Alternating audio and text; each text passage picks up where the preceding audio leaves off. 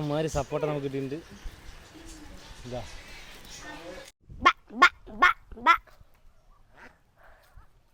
ഏകദേശം ഒരു 10-15 വർഷമായിട്ടുണ്ടാവും നമ്മൾ ലവ് ബേർഡ്സ് വളർത്താൻ തുടങ്ങിയിട്ട്. അപ്പോൾ ഇന്ന് ഈവനിങ് കോഴികളിനെയും താറാവുകളിനെയൊക്കെ ഉള്ളിൽ കൂട്ടിക്കയറ്റുന്ന സമയമായിട്ടുണ്ട്. പിന്നെ നിറയെ സപ്പോർട്ട വലിക്കണം. അപ്പോൾ നമ്മുടെ പരിപാടികളൊക്കെ തുടങ്ങാം. എന്താ പറഞ്ഞേ, തുടങ്ങാമല്ലേ? ശരി. ഇപ്പോൾ ഫസ്റ്റ് നമ്മുടെ താറാവുകളില്ലേ, അതിന് കുറച്ച് തീറ്റ കൊടുത്തിട്ട് അതിനൊക്കെ നമുക്കൊന്ന് ഉള്ളിൽ കയറ്റാം. ഓക്കെ. അപ്പോൾ നമ്മുടെ താറാവുകൾക്കും മണിത്താറാവിനും കോഴിക്കൊക്കെ ഗോതമ്പ് ഇട്ട് കൊടുക്കാം കേട്ടോ വൈകുന്നേരം. ഇപ്പോൾ അതൊരു നല്ല മഴ വരുന്നുണ്ട്, ചെറിയൊരു മഴപ്പാറ്റിലുണ്ട്. അതുപോലെ തന്നെ വെയിലും ഉണ്ട് കേട്ടോ. മഴയും വെയിലും അടിപൊളി. എന്തായാലും ഇന്നൊരു വേനൽ മഴയാണ്. പിന്നെ കുറച്ചും കൂടെ ഗോതമ്പ് എടുത്ത് വിട്ട് കൊടുക്ക്. ആഹാ, ഇവിടെ നാട്ടിലൊക്കെ പറയും മഴയും വെയിലും വന്നു കഴിഞ്ഞാൽ കുറുക്കൻ്റെ കല്യാണമാണെന്ന്.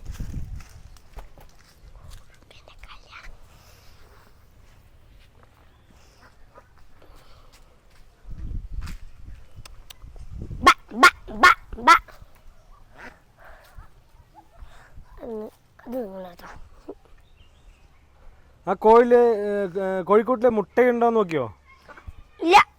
നോക്കണം, നോക്ക്.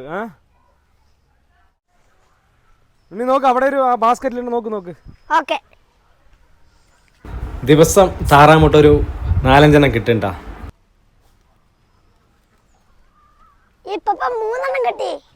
മൂന്നെണ്ണം? ഓക്കെ.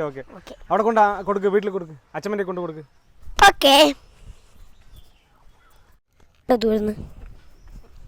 അപ്പോൾ അവർ കുറേ നേരം ഇവിടെ ഒരു കുളം നമ്മൾ ഉണ്ടാക്കി കൊടുക്കുന്നുണ്ട് കേട്ടോ. ഈ കുളത്തിലിങ്ങനെ ഇതായിക്കൊണ്ടിരിക്കുകയാണ്, ചുമ്മാ മേഞ്ഞുകൊണ്ടിരിക്കുകയാണ്. എന്തായാലും നല്ല കാലാവസ്ഥയാണ്. ഈ പാലക്കാടൻ ചൂടിനൊരു മഴ, ചെറിയൊരു മഴ, സൂപ്പർ വൈബ് കേട്ടാ. ഇതാണ് കേട്ടോ ലവ് ബേർഡ്സിൻ്റെ തീറ്റ. തേനയാണ് നമ്മൾ കൊടുക്കാറ്. മതി കേട്ടോ.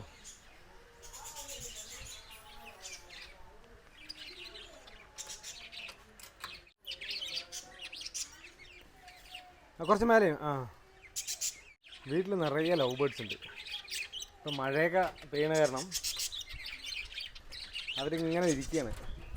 ഇതാണ്ടോ, ഏകദേശം ഒരു 10-15 വർഷമായിട്ടുണ്ടാവും നമ്മൾ ലവ് ബേർഡ്സ് വളർത്താൻ തുടങ്ങിയിട്ട്. മേലത്തെയും താഴത്തെയും തട്ടിലാട്ടോ ലവ് ബേർഡ്സ്. അപ്പോൾ അങ്ങനെ അവരുടെ തീറ്റയെല്ലാം കൊടുത്തിട്ടുണ്ട്. അപ്പോൾ നമ്മുടെ വീട്ടിലെ സപ്പോർട്ട വലിക്കലാണ് കേട്ടോ. ഇതാ മരം കണ്ടില്ലേ, എപ്പോഴും ഇത്രയും സപ്പോർട്ട് ഉണ്ടാവും. ഇത് 365 ദിവസം കായ്ക്കും. ഞങ്ങളിതിന് വേണ്ടി പ്രത്യേകിച്ച് കെമിക്കൽ ഒന്നും ഇട്ടിട്ടില്ല. പണ്ടൊക്കെ ഒരുപാട് കുട്ടികൾ ഇത് പെറുക്കാനേ വരികയാണ്. ഇന്ന് കുട്ടികൾക്കൊന്നും ഇപ്പോൾ ഇതുപോലുള്ള പഴങ്ങളൊന്നും വേണ്ടല്ലോ.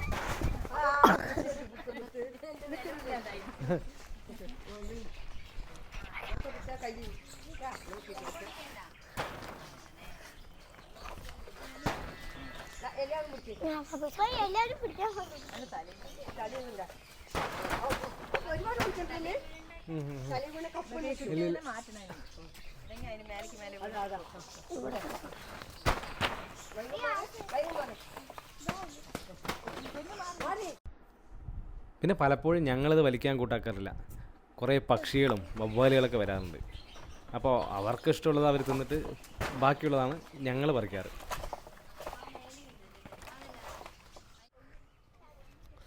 ഇതൊക്കെ എടുത്തിട്ട് ഇനി അതിലിടാം. ഒരു സപ്പോർട്ട മരം തന്നെ ഇത്ര അധികം കായ്കൾ തരുന്നുണ്ട്.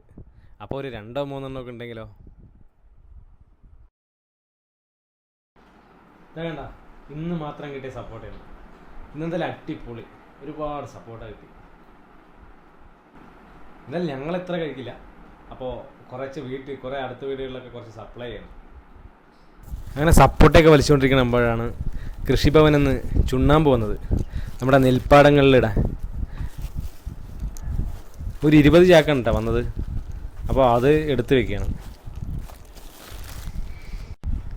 അങ്ങനെ ഞങ്ങളെ ചുണ്ണാമ്പൊക്കെ നല്ല ഭദ്രമായിട്ട് എടുത്തു വെച്ചിട്ടുണ്ട്.